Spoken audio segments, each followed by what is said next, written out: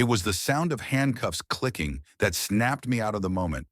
Not because I didn't hear the shouting or the heavy boots on our porch or the ridiculous shrill of Cheryl's voice echoing across the yard, but because that sound meant they were actually arresting my son for drinking a beer on his birthday in our backyard. If you've ever dealt with a power-hungry HOA, you already know the type. If not, buckle up. This is the story of how one self-appointed neighborhood tyrant tried to ruin my son's life over a bottle of Coors Light, and what happened when I decided to fight back. Make sure you're subscribed, because this one doesn't end how Cheryl expected. It started just before sunset. Jake had turned 21 that day. We weren't throwing a wild party, just family. A small grill out, some cake, his cousins playing cornhole on the lawn. He cracked open his first legal beer, legal, let me repeat, and toasted with his dad. I remember the smile on his face. It was relaxed, like the weight of growing up had lifted just a little. Then she showed up. Cheryl, the HOA president, strutted into our yard like she owned it. Her hair was sprayed into place like a helmet, her sunglasses still on despite the fading light, and her clipboard clutched tight against her chest like it was a badge of honor. Behind her were two uniformed security officers. Not real police, just the private enforcement team the HOA had recently hired. She didn't say hello. She didn't ask politely. "What is this?" she demanded, gesturing at Jake's beer. Alcohol consumption in common view is strictly prohibited under Section 8.3 of the HOA Lifestyle Code. Jake looked confused. "I'm 21. This is my backyard." "This is a shared visual space," she barked. "You're setting a dangerous precedent." My husband stepped forward, trying to de-escalate. "Ma'am, with respect, our property line." But Cheryl cut him off with a flick of her wrist. "He's violating community decorum. Officers, detain him. We'll sort it out with the sheriff." I laughed. I actually laughed, thinking it was a joke. It wasn't. The officers approached Jake. One of them, tall, buzz-cut, ex-military energy, asked for ID. Jake handed it over calmly. "It's my birthday," he said. "I turned 21 today." They looked at each other. Cheryl leaned in, read the date of birth, and narrowed her eyes. "That doesn't change the visual disruption," she said coldly. "This is a dry community by board vote. Take him in. He can explain it to the proper authorities." I stepped in. "Excuse me? You want to arrest my son because you don't like what you see from the sidewalk?" Cheryl turned to me with a sweet, venomous smile. "Ma'am, you agreed to these rules when you purchased this property. If you don't like it, perhaps this neighborhood isn't a good fit." Jake didn't resist. He just handed over his beer, rolled his eyes, and let them cuff him like some petty criminal. My husband was frozen. I was shaking with rage. And Cheryl? She stood in the driveway writing something on her clipboard, smug as hell, like she'd just scored another point in her weird little power game. The neighbors peeked through curtains. One woman across the street whispered something into her phone. No one came over. No one said a word. And just like that, they drove away. My son in the back seat of a security cruiser for a beer on his 21st birthday. That night, I called every number I could find. HOA board, local sheriff, the private company that provided those so-called officers. No one gave a straight answer. The sheriff's office hadn't even been informed. The guards had taken Jake to a holding area set up in the HOA clubhouse. Yes, a literal converted meeting room with folding chairs and one-way glass. They held him there for 3 hours. When he came home, Jake tried to play it off. "It's fine, Mom," he said. "It's whatever. Just Cheryl being Cheryl." But I saw his hands trembling when he reached for a slice of cake, and I saw the look in his eyes. The kind that says this isn't just ridiculous, it's humiliating. I tucked him in that night. 21 and over 6 feet tall, and I still kissed his forehead. Then I opened my laptop, pulled up the HOA bylaws, and started reading. And I didn't stop until morning. The sun was already up when I finished reading through all 126 pages of the HOA documentation, and I mean really read them. Not the brochure they give new homeowners with pictures of smiling kids on bikes, but the legal fine print bylaws tucked away in a password-protected PDF on their website. That's where the truth started to show. Nowhere, And I mean nowhere. Did it say anything about alcohol being prohibited on private property? The clause Cheryl had referenced, Section 8.3, mentioned visible consumption of alcohol in shared HOA managed spaces, like the clubhouse or pool. Our backyard wasn't one of them. Not even close. The only mention of backyards was under landscaping compliance and fence height. And the so-called HOA security force? According to the bylaws, they were only empowered to observe and report, not detain, not arrest, and definitely not transport a resident anywhere. In fact, the HOA didn't even have a formal agreement with a licensed security agency. The whole setup was gray zone legal at best. Jake was too tired to talk that morning, so I let him sleep.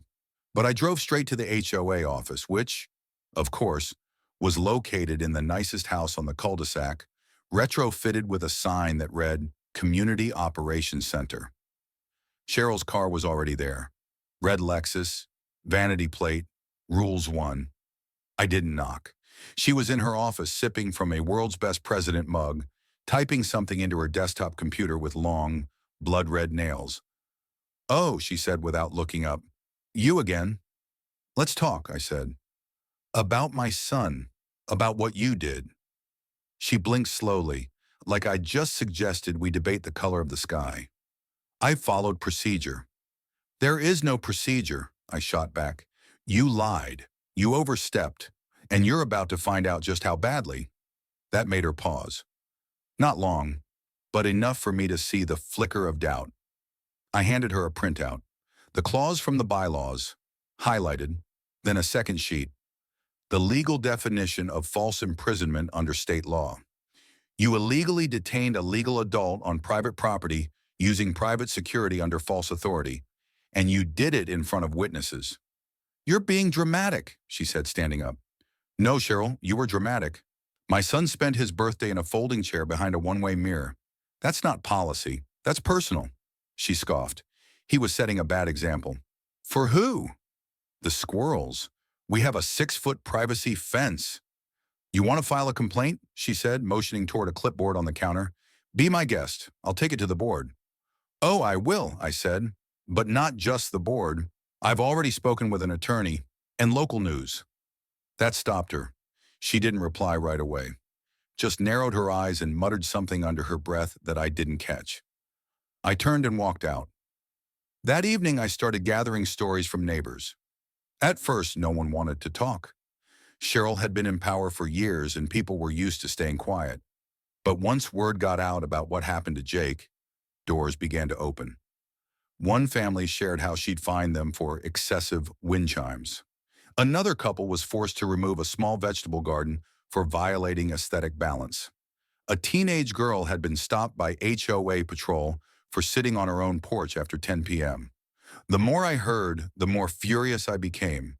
This wasn't a misunderstanding. This was control. And Cheryl had ruled unchecked for far too long. By the end of that week, I had a folder thick with statements, photos, even video clips. Proof of Cheryl's abuses disguised as enforcement. But what I needed next was leverage, and I knew exactly where to find it. One of the HOA board members, Linda Koenig, had stepped down 6 months ago citing personal reasons. I'd only ever spoken to her once, years ago at a block party, but I remembered her as kind, sharp, and, most importantly, unafraid to speak her mind. So I called her. "I was wondering when someone would finally call me about Cheryl," Linda said as soon as I introduced myself. "That woman has been running a one-woman regime for years. I tried to challenge her, but no one backed me up." I asked her what happened. She manipulated votes, held emergency meetings when key members were out of town, used HOA funds to hire those fake rent-a-cops without a full board vote. "Do you have any proof?" "I kept everything," Linda said. "Emails, memos, copies of expense reports." I couldn't stop her then, but I'm damn glad someone's finally ready to try. That night, Linda emailed me a zip file. Inside, a gold mine. Invoices showing consulting fees to a shell company Cheryl's brother-in-law owned. A voice recording of Cheryl berating a contractor for refusing to install a surveillance camera aimed at a resident's front porch. And most damning, a chain of emails where she openly discussed manipulating meeting minutes. I didn't sleep. Instead, I typed out a formal complaint. Long, detailed, footnoted. I attached the witness statements, the photos, the audio clips. I copied every current board member. Then I hit send. 2 days later, Cheryl showed up at our house. No guards, no clipboard. Just her standing on our porch like the wind had knocked her off balance. I came to apologize, she said. My husband opened the door wider, but didn't invite her in. I've been under a lot of stress, she began, eyes darting. I realize now that what happened to your son was unfortunate, misinterpreted. He was humiliated, I said coldly. On his birthday, she flinched. I'd like to resolve this quietly. No lawyers, no news. Perhaps the HOA could issue a formal apology, maybe even waive your dues for the year. I didn't let her finish. It's not about free dues, I said. It's about accountability. Her face darkened. You really think people want to take this public? You think they want to air dirty laundry about a few misunderstandings? I stepped forward. Let me be clear, Cheryl. This is not about misunderstandings. This is about you using a volunteer position to harass, intimidate, and control your neighbors. And you crossed a line when you touched my son. She turned to leave. No threats, no words. But her walk was slower than usual, heavy. The next morning, the HOA called for an emergency town hall. Flyers were taped to every mailbox. Words spread like fire. It was scheduled for Saturday night in the community center, and everyone showed up. The room was packed before the official start time. Fold-out chairs scraped against tile as neighbors squeezed into rows, whispering, side-eyeing the front where Cheryl sat stiffly behind a folding table, flanked by 2 remaining board members who looked like they'd rather be anywhere else. I stood near the back, holding my folder close. Jake was next to me, arms crossed, chin up, calm on the outside, but I could feel his heartbeat from where I stood. He didn't want to be there, but he was. That mattered. The moment the clock struck 7, Cheryl cleared her throat into the microphone. Good evening, everyone. Thank you for coming on short notice.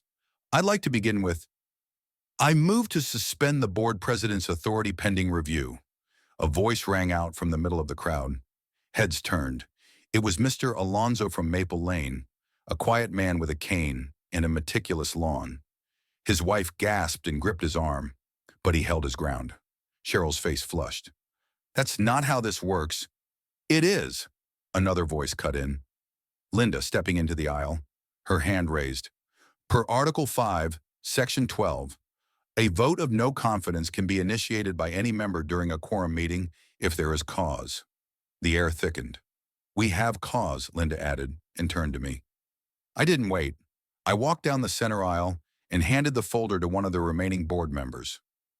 This includes documentation of financial irregularities, abuse of power, illegal detention of a resident, and misrepresentation of board votes. Gasps, murmurs.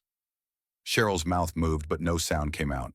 The other board member, a young woman named Tara who had barely spoken since joining, flipped through the pages, her face paling. This is a lot. Is it true? Someone shouted from the back. Did you really have her son arrested for drinking beer on his birthday? She was protecting the rules. A man near the front tried to say, probably one of Cheryl's few loyalists, but even he sounded unsure. I have the arrest footage, I said loudly. From a neighbor's camera. Jake never resisted, never raised his voice. He was in his own backyard. The so-called arrest was unauthorized and traumatic. A long silence. Then another voice. My son was fined $300 for having chalk drawings on the sidewalk, a woman said. Said it was graffiti. She made my wife rip out our front garden because she didn't like the height of the marigolds, said another. She threatened to foreclose on my house over a missing mailbox screw. One after another, people spoke up. And Cheryl, she sat frozen. No notes, no rebuttal, just quiet. Finally, Tara stood. I'm calling a vote, she said. All in favor of removing Cheryl as acting president of the HOA, raise your hand. Arms shot up across the room. More than half. A lot more. Tara turned to Cheryl. You're removed, effective immediately. We'll appoint interim leadership and notify the legal team of the pending investigation. Cheryl opened her mouth, closed it, picked up her purse, her mug, her clipboard, and walked out. No applause, no booing, just silence. She was done. Later that night, we sat around our backyard fire pit. Jake nursed a beer, legally, and toasted the quiet. Happy late birthday, I said, clinking my bottle to his. Thanks, Mom, for everything. The flames cracked softly between us, the neighborhood finally still. Not perfect, not safe forever, but for the first time in a long time, free.